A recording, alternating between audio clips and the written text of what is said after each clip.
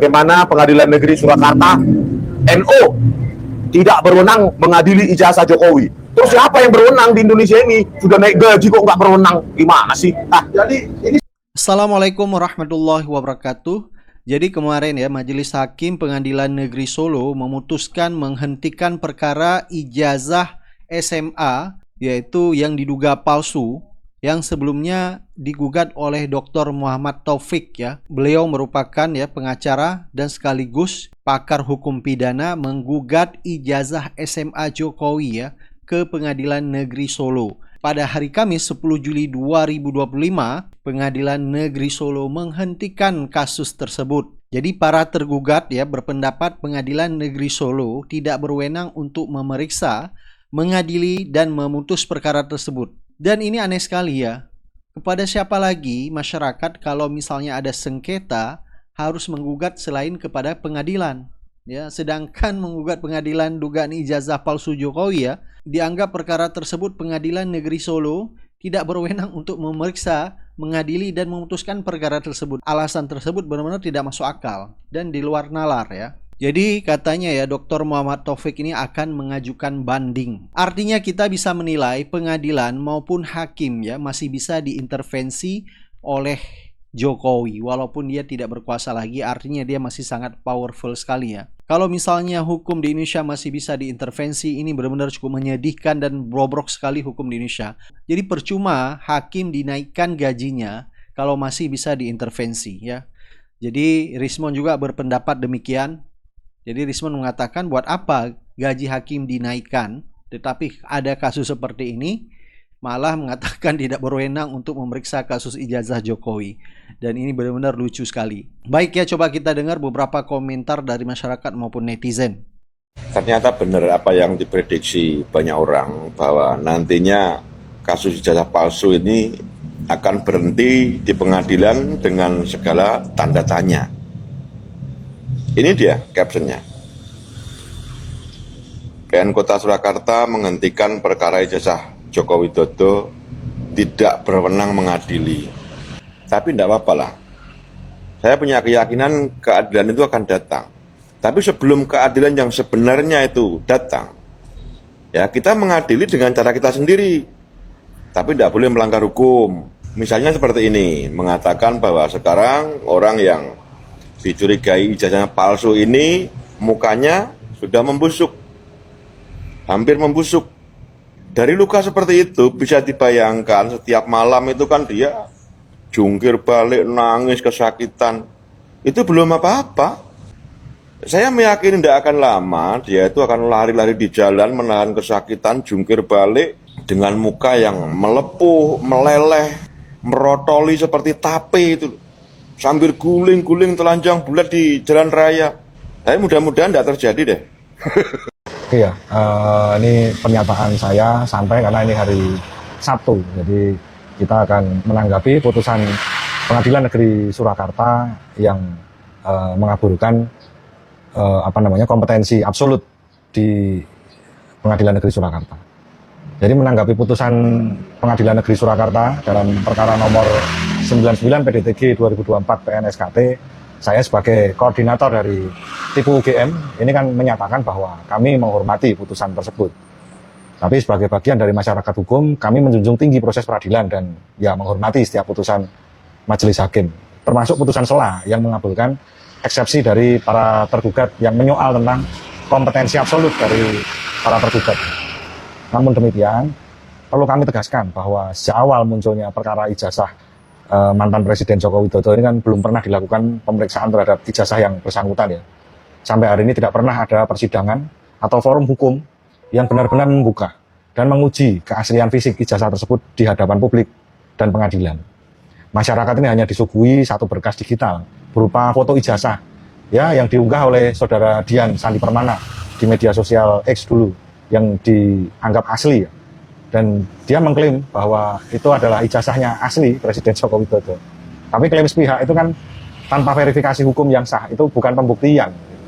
Jadi putusan sela di Pengadilan Negeri Surakarta yang mengabulkan eksepsi kompetensi absolut, ini berarti kan majelis hakim berpendapat bahwa perkara itu bukan wewenang pengadilan negeri, tetapi forum pengadilan lain. Nah, Bahkan juru bicara resmi dari PN Surakarta kan menyatakan bahwa PT UN adalah lembaga yang berwenang. Ini tentu janggal, membingungkan bagi kami. Karena dalam gugatan, kami tidak pernah ada petitum atau tuntutan untuk membatalkan ijazah Presiden Joko Widodo maupun dokumen-dokumen dari KPU Solo, SMA Negeri 6 Surakarta, dan UGM. Kami tidak meminta pencabutan keputusan administratif apapun. Nah, ini yang perlu dicatat ya. Yang kami ajukan adalah permintaan agar ijazah Presiden Joko Widodo itu diperlihatkan secara resmi di persidangan terbuka. Karena kami mendasarkan gugatan ini pada pasal 1365 KUH Perdata tentang perbuatan melawan hukum. Kami berpandangan bahwa penggunaan dokumen yang dilakukan keasliannya dalam proses politik dan administrasi negara berpotensi merupakan bentuk perbuatan melawan hukum yang merugikan masyarakat. Jadi perjuangan ini belum berakhir. Kami masih memiliki waktu 14 hari untuk mengajukan banding, dan opsi itu kan sedang kami pertimbangkan bersama prinsipal kami ya, Dr. Muhammad Taufik. Selain itu kami juga membuka kemungkinan untuk mengajukan gugatan baru dengan pastinya kan ada tambahan berbagai fakta dan bukti baru yang kami temukan. Tidak tertutup pula kemungkinan bahwa kami juga akan menggugat melalui jalur Komisi Informasi Publik demi memperoleh akses terhadap informasi yang seharusnya terbuka untuk publik. Dan kalau seandainya pada akhirnya sistem hukum di Indonesia ini tidak lagi mampu mengakomodasi pencari kebenaran, maka kami ya apa boleh buat akan membuka seluruh fakta dan bukti yang kami miliki ke hadapan publik melalui media massa, media sosial, atau apapun. Jadi kami tegaskan, gugatan ini bukan untuk kepentingan pribadi atau politik kami ya. Ini adalah bentuk tanggung jawab moral untuk menjaga integritas pejabat publik. Jika memang ijazahnya Pak Jokowi itu asli, maka ya ditunjukkan aja secara terbuka, agar kontroversi ini segera berakhir. Tapi jika ternyata tidak demikian ya, maka baiknya ya beliau meminta maaf kepada rakyat Indonesia dan mengakui kesalahan sebagai bentuk tanggung jawab moral dan etika. Itu saja. Karena pada akhirnya jabatan itu kan amanah dari rakyat. Negara ini tidak kekurangan orang pintar, tetapi kita sangat kekurangan orang jujur. Salam. Wali kota itu Jepang akui ijazah universitasnya palsu. Kini urus pengunduran dirinya. Hei kumparan, kenapa bikin berita seperti ini soal ijazah-ijazah palsu? Mau nyindir yang di Indonesia ya? Kalau Indonesia siapa ya Pak Jo? Siapa ya? Oh, kalau di Indonesia kan sudah nggak mengundurkan diri tapi sudah pensiun begitu. Jadi nggak perlulah berita-berita kayak gini. Yang di Indonesia itu asli, ijazah Pak Jokowi asli. Yang bilang palsu kan Roy Suryo. 99% ijazah Pak Jokowi palsu itu Roy Suryo yang bilang. Kalau saya ya bilang asli. Andaikan ya pejabat Indonesia ini seperti pejabat Jepang, kalau ketahuan salah udah mengundurkan diri, ngaku, nggak kayak di Indonesia berbelit-belit. Pantesan Indonesia nggak maju-maju ya. Ya gara-gara pejabatnya seperti itu, bukan karena gara-gara Son Horek loh ya. Udah ya. Assalamualaikum warahmatullahi wabarakatuh. Ada berita menarik, guys.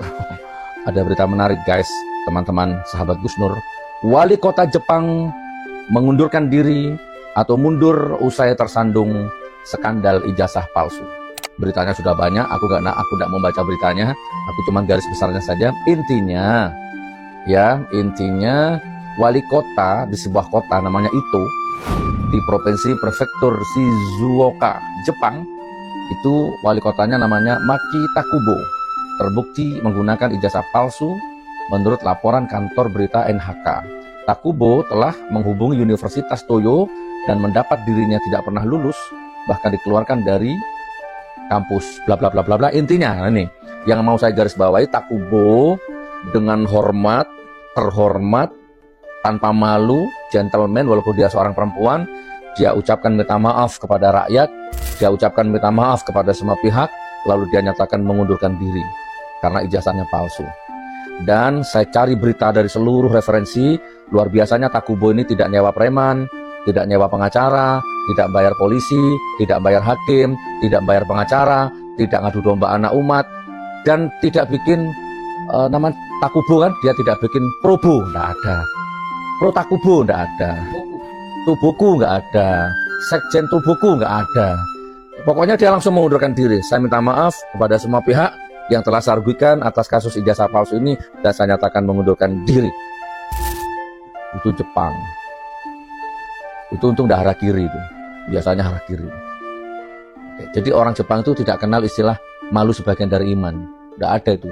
Tidak kenal dalil malu sebagian dari iman. Tapi orang Jepang menghargai rasa malu.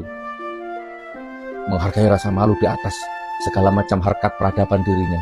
Dia rela harakiri, dia rela tusukkan samurai ke dalam ulu hatinya, tembus ke jantungnya sampai mati. Oke teman-teman, mudah-mudahan ada pejabat-pejabat lain yang ijazahnya palsu segera meminta maaf dan menghentikan segala perselisihan supaya matinya tenang, supaya sakaratul mautnya tidak kejet-kejet gitu ya, tidak mendelik-mendelik matanya. Nah itu harus minta maaf dan segera mengakui kesalahannya. Dan semoga kegaduhan ijazah palsu ini segera berakhir. Maksudnya ijazah palsu Jepang maksudnya. Ijazah palsu Jepang itu segera berakhir gitu ya. Salut untuk Wali Kota Takubo. Salut. Assalamualaikum warahmatullahi wabarakatuh. Bahasanya. Kenapa? Bahasanya ke depan publik. Menarik nih. Coba baca. Baca saja. Saya memohon maaf. Bahasanya dari hati. Ini. Ini yang dibaca oleh beliau ya. Orang yang saya hormati ya, Wali Kota Takubo. Saya memohon maaf atas ketidaknyamanan kepada setiap penduduk dan semua pihak terkait latar belakang pendidikan saya. Saya akan menyelesaikan prosedur pengunduran diri dengan cepat demi masa depan kota itu, ujarnya. Skandal ini bermula dari investigasi Dewan Kota itu yang mencurigai ketidaksesuaian dalam riwayat pendidikan Takubo. Ia sebelumnya dikabarkan lulus dari Fakultas Hukum Universitas Toyo pada tahun 92. Namun saat dilakukan penelusuran lebih lanjut, pihak universitas menyatakan bahwa Takubo tidak pernah menyelesaikan studinya dan telah dikeluarkan dari lembaga tersebut. Itulah intinya, dia minta maaf. Jadi Takubo itu KKN-nya diselidiki fiktif, skripsinya diselidiki fiktif. Nah, ya pokoknya hampir mirip lah dengan yang kita alami. Cuma bedanya dia nggak nyewa pengacara, dia nggak nyewa polisi, dia nggak nyewa hakim, dia nggak nyewa jaksa, dia nggak nyewa preman, dia nggak mengadu domba anak bangsa. Anak bangsa berantem di TV, berantem di warung, berantem di jalan. Ini enggak gitu lah. Memaafkan saya atas kesalahan saya. Luar biasa. Udah ya. Subhanallah. Assalamualaikum warahmatullahi wabarakatuh. Kita ketemu sama Lutfi Hakim, ya mantan asosiatnya Buyung Nasution. Ya. Ketemu sama Wirawan Adnan juga begitu. Jadi waktunya mepet di Jakarta, ya sudah 11:30 sampai di situ langsung berangkat ke stasiun. Begitu. Itu ada suara anak kecil atau cucu atau gimana tuh? Nah ini kan di atas kereta. Oh. Atau gini. Masuk suaranya ya, masuk suaranya. Ya, jadi begini, Pak Taufik, Pak Dr. Taufik pakai Q, ya kan? Saya lagi breaking news ini dan menemukan fakta ternyata tak ada pembuktian ijazah palsu. PN Solo nyatakan tidak berwenang. Itu judul kita. Dan sudah kita bacakan tadi Kompas, yaitu gugatan ijazah Jokowi di PN Solo gugur. Penggugat akan banding. Komentar Anda? Betul. Ya.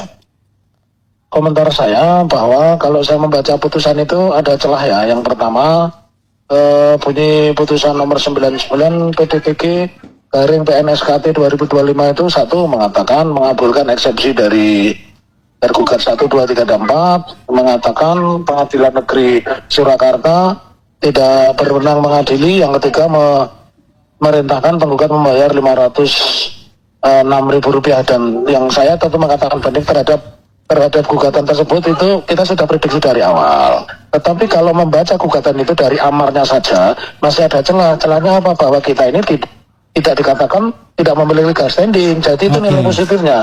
Di celah-celah putusan itu masih ada kelemahan juga dari putusan, bahwa kita tidak dinyatakan tidak memiliki legal standing. Artinya kita itu masih bisa mengajukan gugatan, atau kita perbaiki itu kemudian kita nyatakan banding, atau membuat gugatan baru dan seterusnya, atau mengajukan gugatan di tempat lain. Itu masih ada kemungkinan. Tetapi yang harus kami catat itu Bang Refli, kalau Mahkamah Agung saja berani berbenah dengan mengabulkan perkara gugatan nomor 05 tentang pasir-pasir di laut itu, ya uji materi ya tertanda Mahkamah Agung RI 2025, ya ini saya jadi bertanya, apa yang diperbuat oleh Presiden ke-8 Prabowo dengan menaikkan gaji pokok 280 kan jadi nggak ngefek ini kalau masih ada hakim yang berpikir bahwa perutnya itu ada di pemerintah. Itu yang pertama. Yang kedua, bahwa hakim itu juga perlu Enggak, perutnya ada di ilmunya. pemerintahan yang lama gitu ya. Kenapa? Perutnya ada di bawah pemerintahan yang lama.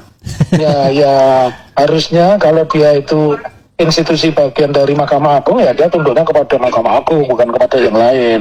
Lalu yang ketiga yang saya cermati ya, yang kedua dulu, dia harus mengupgrade pengetahuannya, dia harus tambah apa itu yang disebut kompetensi relatif, kompetensi absolut. Kalau dia mengatakan tidak memiliki kompetensi absolut, misalkan mengarahkan kepada pengadilan KIP atau pengadilan TEN, ya dia berarti mendegradasi kewenangannya, begitu loh ya. Mendegradasi kewenangannya. Nanti lama-lama masyarakat akan tahu jawabannya. Kemudian yang ketiga ya, dengan putusan tersebut menunjukkan masih ada intervensi atau campur tangan dari institusi atau kekuatan lain ya. Dan yang keempat ini yang menurut saya sangat fatal untuk Sobat RH dimanapun Anda berada ya, bahwa tidak pernah ada orang yang boleh dipenjara dengan tuduhan fitnah tentang ijazah palsu, karena substansi atau materi pokoknya, baik itu subjeknya ya Pak Jokowi, kemudian objeknya adalah ijazah, baik ijazah SMA, ijazah perguruan tinggi dan persyaratan lain, tidak pernah dibuktikan di pengadilan. Nah, dan ini nyambung. Jadi hal pokoknya tidak pernah, karena itu bukan fitnah jadinya kan?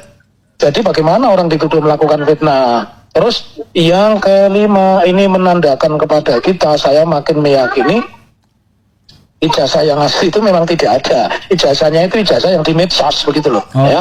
Ijazah di medsos. Nah, padahal makanya dari awal strategi kami kan menolak gugatan itu secara online. Dan ini juga pembelajaran juga bahwa peraturan Mahkamah Agung yang mengatur sidang online itu tidak bersifat imperatif, tapi itu fakultatif, pilihan, begitu loh. Makanya terhadap upaya-upaya hukum itu kan ada tiga. Satu, kami mengajukan banding. Yang kedua, kami mengajukan gugatan baru lagi, ya, dan yang ketiga kami mengajukan gugatan ke institusi yang lain, ya. Kemungkinan-kemungkinan itu masih terbuka itu Bang Refli dan Sobat RH. Kenapa? Karena kami belum membaca bunyi putusan secara lengkap, pertimbangan hukumnya apa, ya. Kemudian dasar-dasar apa yang dijadikan pertimbangan sehingga mengatakan pengadilan itu secara absolut tidak berwenang. Dan yang keenam, ini menandakan kalau hakim kita itu tidak mau berubah, ya, tidak mau berubah. Dan ini catatan yang saya sampaikan. Nanti kalau kami mengajukan gugatan baru, saya akan menolak kalau diperiksa hakim yang sama, karena hakim yang sama tidak qualified menurut saya. Begitu Sobat RH. Oke, tapi tahan dulu. Ada satu pertanyaan dari saya. Hakim mengatakan tidak berwenang. Yang berwenang adalah pengadilan pidana, ya kan? Dan kemudian pengadilan tata usaha negara. Pertanyaannya adalah, kalau kita bicara pengadilan pidana, sudah berhenti dengan Barreskrim nih, walaupun ada gelar perkara ulang, kita nggak tahu apakah akan ada tanggapan yang memadai atau tidak. Lalu petun, sepanjang yang saya tahu atau sependek yang saya tahu, ada waktu 90 hari ya. Itu pernah berubah nggak? Saya lupa ingat. Ada 90 hari untuk mengajukan setelah keputusan tata usaha negara itu dikeluarkan. Itu belum berubah ya Pak Taufik? Saya lupa ingat loh, terus terang aja. Belum berubah. Masih 90 hari benar. Pertanyaannya adalah, ya kemana gitu ya, mau membuktikan ijazah palsu ini, sementara nanti pengadilan misalnya menersangkakan Roy Suryo, nggak akan ada pembuktian ijazah palsu atau tidak.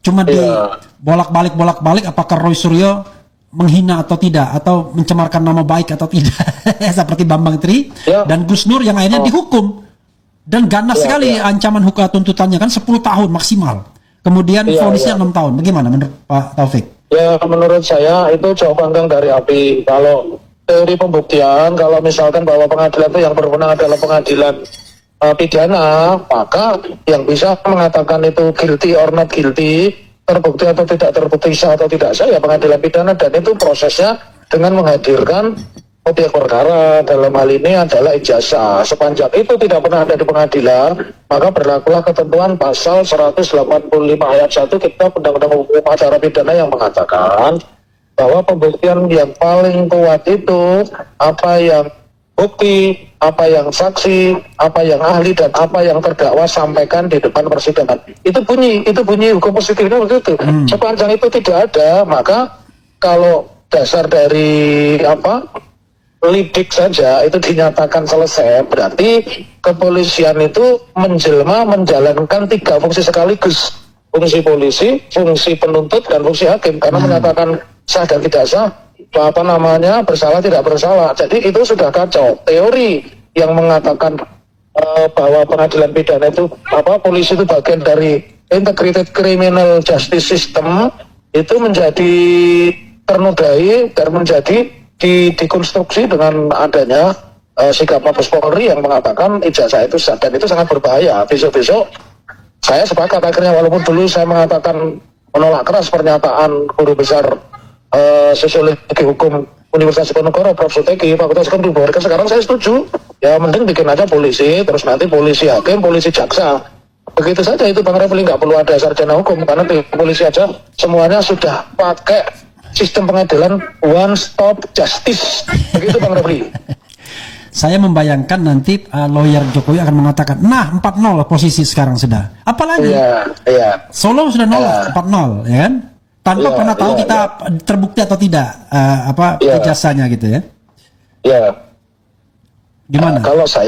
Kalau saya mengatakan belum 4-0, kan saya masih punya upaya hukum banding, saya masih punya upaya hukum kasasi, dan saya juga akan mengatakan berapa 0 sekalipun saya akan ajukan gugatan baru. Itu ya. Dan saya mungkin juga akan menempuh cara-cara ekstrajudisial tentang soal pembuktian. Sebenarnya saya sudah menemukan orang kunci ya.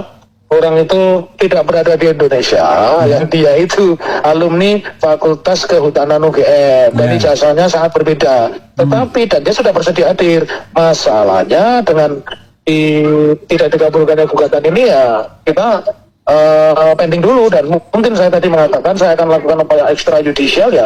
Saya pembuktiannya di luar pengadilan ya. Nanti akan ada semacam eksaminasi untuk membandingkan ijazah itu ya. Nanti diuji oleh ahli, termasuk saya akan mengundang yang namanya Joshua Sinambila ya. Ya bukan Joshua opo-opo di opo-opo airnya, di opo-opo bukan Joshua itu ya. Ya.